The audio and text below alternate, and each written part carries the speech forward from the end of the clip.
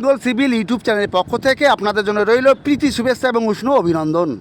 Concrete quantity calculation করতে হলে প্রয়োজন পড়বে আপনার লেন্থ, ব্রিথ আর হাইট। এই তিনটে গুণ করলে আপনার কংক্রিট কোয়ান্টিটি বেরিয়ে যাবে। মনে করুন এই স্ল্যাবের কংক্রিট কোয়ান্টিটি কত কিউবিক মিটার। লম্বা আছে আপনার 2.5 মিটার, চওড়া আছে 2.5 মিটার, আর হাইট এখানে কিন্তু হাইট হবে না, এখানে থিকনেস হবে।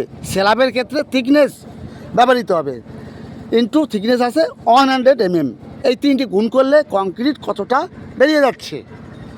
যখন আপনি এই কলমের কোয়ান্টিটি বের করবেন তখন লেন্থ, ব্রিথ আর হাইট তিনটে গুণ করতে হবে, তখন থিকনেস আসবে না।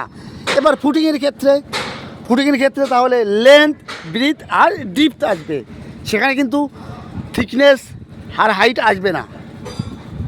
এবার বিমের কংক্রিট কোয়ান্টিটি বের করতে হলে লেন্থ, ব্রিথ, হাইটটা আসবে, সে সময় কিন্তু আপনার থিকনেস আসবে না আর ডিপথ আসবে না। কন্টিনিউ নোটিফিকেশনের জন্য চ্যানেলটিকে সাবস্ক্রাইব করুন। এই চ্যানেলে সিভিলের সমস্ত রকম ভিডিও পাবেন। ভালো থাকুন, সুস্থ থাকুন, আবার দেখাবো। All the best.